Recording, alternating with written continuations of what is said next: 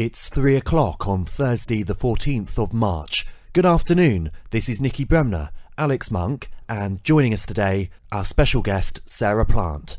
And you are listening to... Sexy Syntax!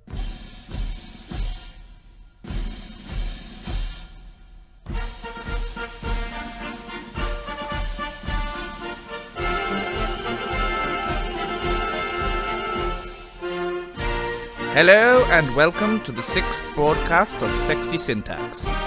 Today, with Sarah, we will be planting some rather interesting points indeed. In the syntax section, when does fairness enter the equation with the phrases fair enough and to be fair? What time does the figurative end of the day begin, and when is it appropriate to use such an expression? As with all Sexy Syntax episodes, you may well have some linguistic soul-searching to do.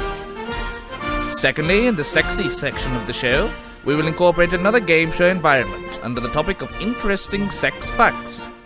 Mr. Monk and Miss Plant will go head-to-head, as it were, to see who will be crowned the king or queen of sex. All this in addition to the regular pronunciation section.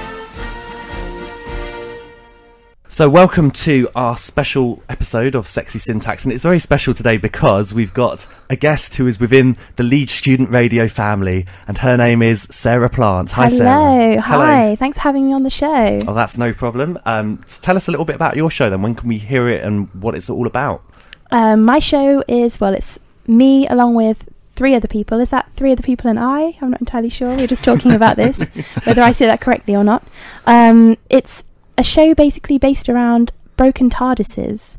The premise of the show is that we go back to a different year in time each week, and we play music and we give facts from that year and allow listeners to write in and guess the year.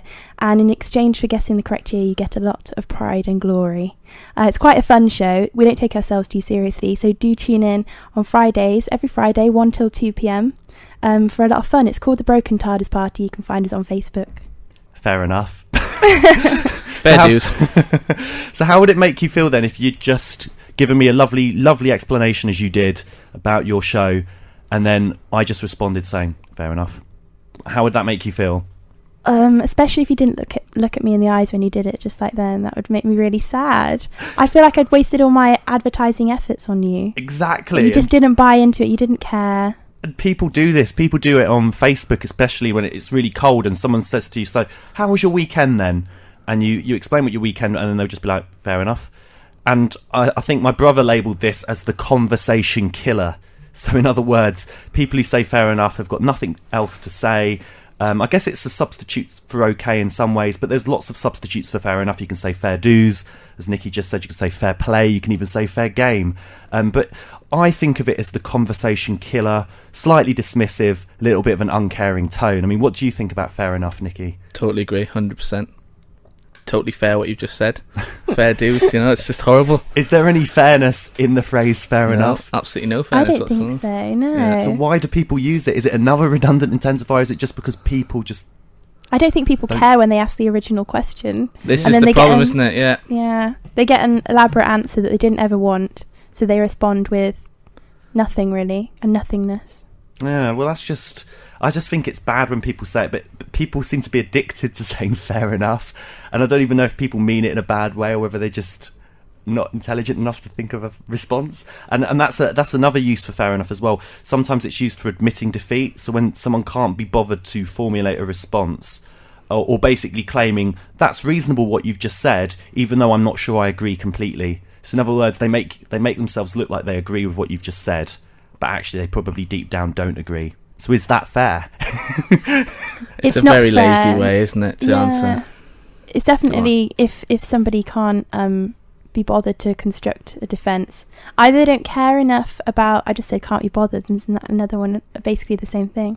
Yeah. But it's in my opinion, it's when somebody either can't construct a good defence or they don't want to engage with it, they'll just say fair enough. It's like, okay, you win. But just kind of giving somebody that little bit of satisfaction, but undercutting it. Well said, well said. Thanks. And the other phrase, and by the way, everybody, I forgot to mention, we have got a quiz coming up, a sex quiz that is going to be led by Nicky. But before we get on to that, the other phrase in part of our syntax section is to be fair. Now, this is often interchangeable with at the end of the day. Here's a little compilation which starts with David Beckham saying his beloved at the end of the day, followed by various Jeremy Kyle contestants. At the end of the day, I need to decide what's best for me and what's best for the team and my family. At the end of the day, at the end of the day. The end of the day, my father's. Yes. At the end of the day, at the end of the day, at the end of the day. At the end of the day, because at the end of the day, at the end of the day, at the end of the day, at the end of the at the end of the day. But at the end of the day. End of May.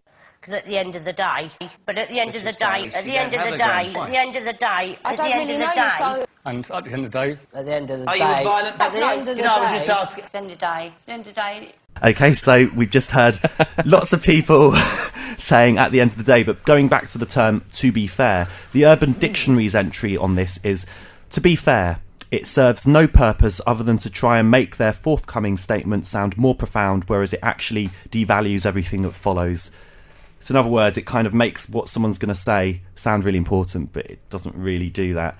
The phrase on the lips of politicians indicates that they're going to be indulgent in their own behaviour or negatively critical of their opponents.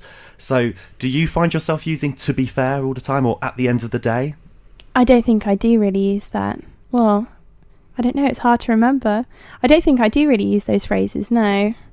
Well, I think that's a good thing. I think it's great to come across someone who doesn't start every other sentence with at the end of the day. At the end of the day, because I don't really understand what that means when you actually think about it. At the end of the day. Yeah, what does it mean? Nikki, how do you interpret at the end of the day? Well, at the end of the day means, after everything's considered, doesn't it? We've attempted to consider everything and we've come up with a certain solution. Yeah. But at the end of the day, I mean, if you say at the end of the day, does it matter that much? Well, to be fair... Yeah, I mean, in fairness, I mean, it is just like a normal phrase that, we just use. But it's funny, I was once speaking to someone on Facebook chat and I started the sentence with, to be fair, and I can't remember what I said after that. And then they responded by saying, I'm always fair, ... As if to say I was questioning their fairness. Yeah, but again, this goes back to the idea of what we say. I mean, and is it correct? My mum, for example, says like at the end of every sentence. Says, what are you doing there, like? And things like that. It's just totally redundant, but people say it. It's not necessarily wrong, it's just what we do. And they do a really good chicken sandwich, to be fair. Have you ever heard things like that when they just add it at the end? I think it's just the way people speak. It's very difficult to change. We're kind of obsessed as a nation with fairness. But is the sort of are the goals of sexy syntax to stop people saying words that are redundant? And then we'll just say like, hello, me, Nikki. Nikki and I. With the grammar police, we're here to... Nikki want food. Language would do a full circle back to when it first began. Yeah. Well, this is the thing. I mean, we, as especially in the English language, we do say a lot of stuff that's totally redundant, to be fair, Could I possibly be so kind as to do something when you're actually saying, give me this, or... Yeah. That's true. Okay, well...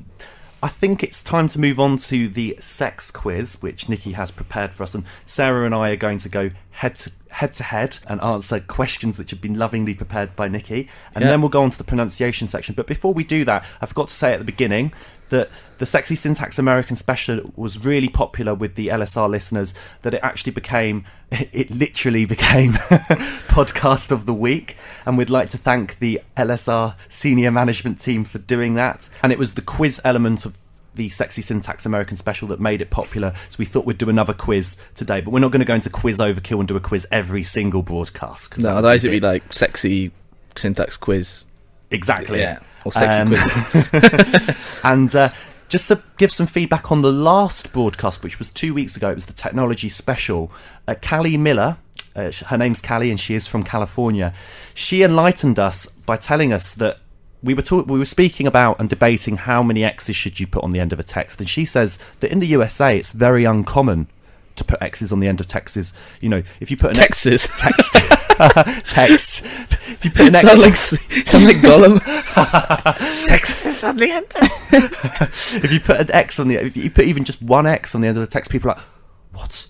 I don't know what to do. So since she's been in the UK on exchange since September, she's really had to think twice about how she conducts text. I think, Sarah, did you have anything to add about this? Yeah. Well, I have a lot to add about this. Well, go on. I want to hear this. Yes. Text etiquette. Well, it's difficult. I have a different opinion on it now. Now I'm 23, but when I was 13, for example, first kind of maybe 13, maybe a little bit older, when we were first ever interacting with the opposite sex, I went to an all-girls school, so this was quite a big deal for us when we were 13 or 14, and getting a message from a boy that we liked and it having the appropriate or too many or too little X's was such a big deal. What does too many? I mean, what would too many? Too They're keen. desperate. Yeah, Oh, right, like okay. calm down. Don't like you anymore. Too little would be, oh God, do they like me at all? And we actually used to talk about this quite a lot, which is really sad to think about it, but Text politics. it's what you do. It's really, and etiquette as well. It's like, if you really like someone, then you should show them through the amount of text, like 3 at least, back in those days. Now, I don't really like any, or just 1's fine, standard Standard Standard 1 to everyone. What about, do you have a friend from the USA? I do, who has yeah. opinions on this? Yeah, I do. I have several friends from the USA, but one of my good friends in particular, she had never come across the kisses on the end of it. She didn't know what the X's were, and I had to say that kisses, that means because when I lived in Italy, you'd literally put the word kiss at the end. Like you'd put literally in the Sorry. the literal, no, that's fine. Literally in the literal sense. I'm the perfect person to come on this show. I do all of these things. Brilliant. But yeah, they would write bacho, which is I just pronounced that really terribly. But yeah, they would write kiss on the end. So if they wanted to put kiss, they would write a kiss, and I would put kisses with an X. And so now when they write to me, they put X's on the end. Okay, well Very good. maybe we should construct our own sexy syntax guide on how many kisses are appropriate. So 1X is fine, 2X's is okay, 3X's is OTT. We could But come depending up on the intended effect. it does. It very much depends on writer's purpose. Okay, well, let's get on now to the quiz. Very interesting to hear your thoughts on that, by the way. And Nicky, over to you. Right, okay. Sex quiz. Who knows more about sex? Let's go, shall we? So, Sarah, you ready? Are you up for this? Yeah. You embarrassed? You're I'm already a little changing bit- colour? I'm a little bit embarrassed now. Yeah, don't worry, no. In a good way. It's nice to be challenged and pushed out of your comfort zone. I totally agree. Alex, listen to This that. brings us back to episode 1, Why is Sex Taboo? And we all froze up. We won't do this week, hopefully. Yeah, are you ready, Alex? Are you? I'm up for it? ready. Okay, do you want to have the first question, or do you? Ladies first. Ladies first, okay. I've got separate questions for all, so let's start. Sarah Plant. Question 1. On average, how often do men think about sex? You've got 3 options. 7 seconds, 9 seconds, or 11 seconds. This is really difficult. That's a lot. Every 11 or 7 or what's the 7 option? seconds, every 9 seconds, or every 11 seconds. Okay. I will say every 11 seconds. The correct answer is 7 seconds, so you're incorrect, so no points there. I mean, I don't know how they 7 measure this, but... seconds. Quite surprising. That's quite Yeah, a but I mean, lot. let's think, say you were thinking about sex for a solid, hour. That would, sort out your whole Oh yeah. your whole week or day, wouldn't it? Yeah. So yeah, that's 7 seconds. Apparently, I said don't know how they measure that, but And also how briefly. yeah, Fleetingly, I mean- for a millisecond every second. Yeah. So I don't know. That's blowing More my mind. I stu- can't think about it. as I seem to do in all of my academic essays, more research is needed to find out. Okay, Alex, you ready? Yeah.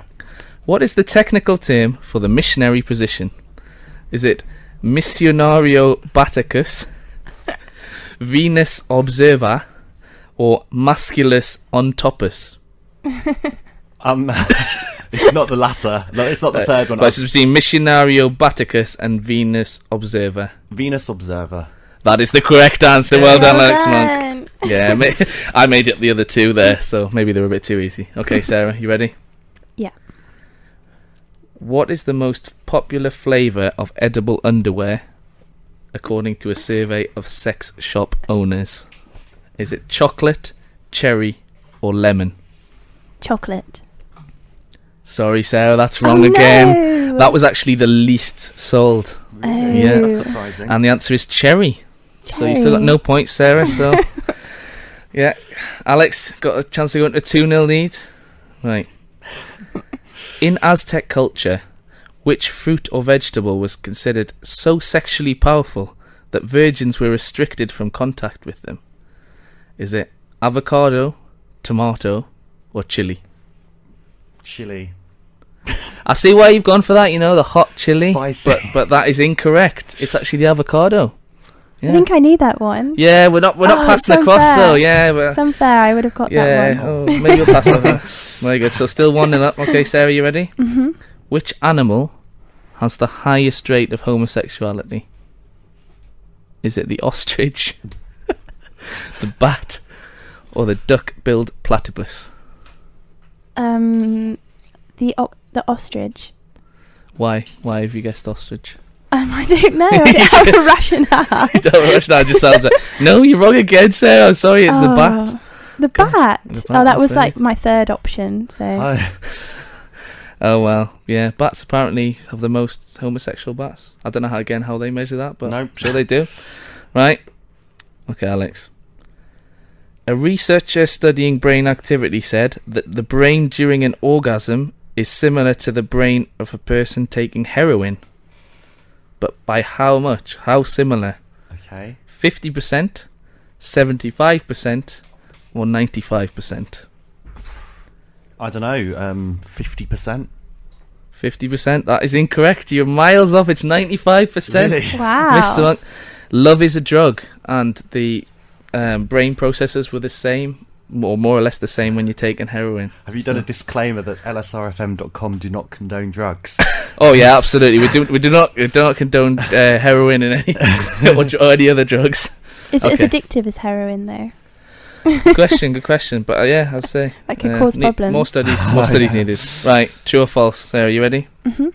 The F word, which I cannot repeat on radio, is actually an acronym. It dates back to the good old days when England was severely underpopulated due to the usual combination of fire, war and plague, and the king issued an official order to have sex in order to replenish the population. Hence the phrase, fornicate under command of the king. True or false? False. True. Is it? No. Apparently it's true, yeah, apparently.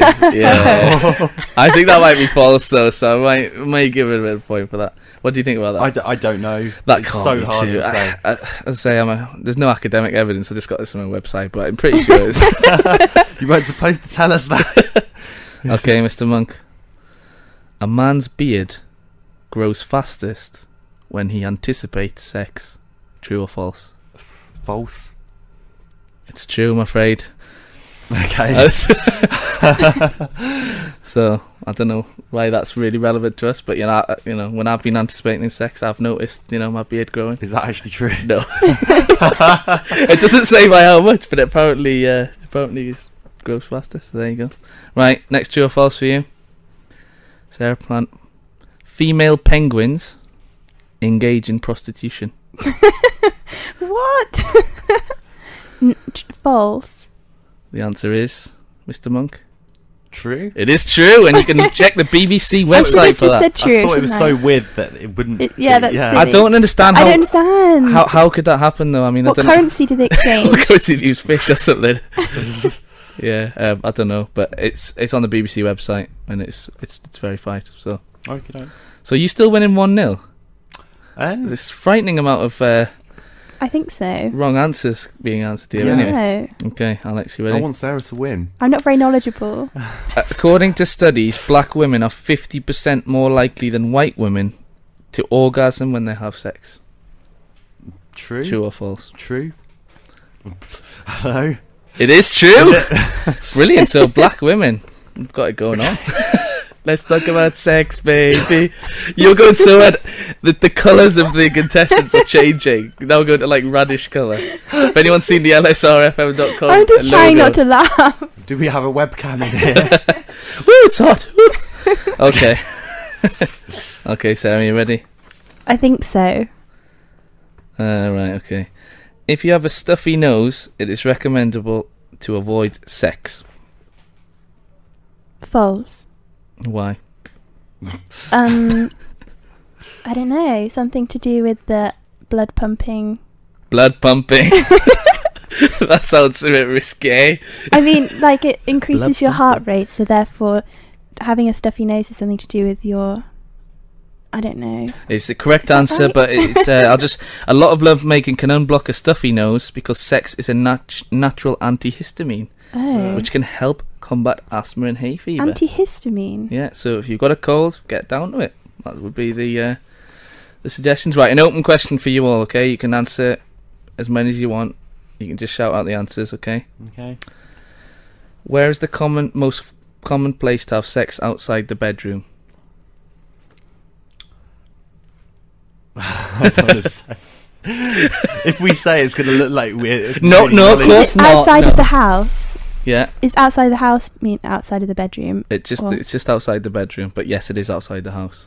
Car? That is the correct answer, Mr. Monk, so we're going to assume that you have had much sex in a car. Right, sorry, Alex, of course you haven't, but yeah, that's the correct answer. Right, so you're 2, and I think, how many have you got? I think I have no points. No, you got the last one. I got right? one. 1, yeah, 2-1. Right, we'll have another open question. Who were the first couple to be shown in bed together on primetime television? John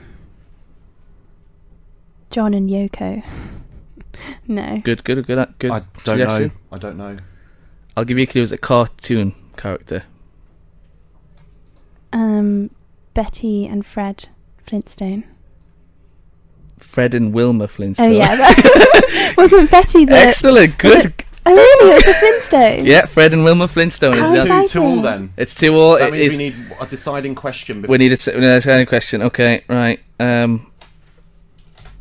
What is the only other species that has sex for pleasure? Dolphin.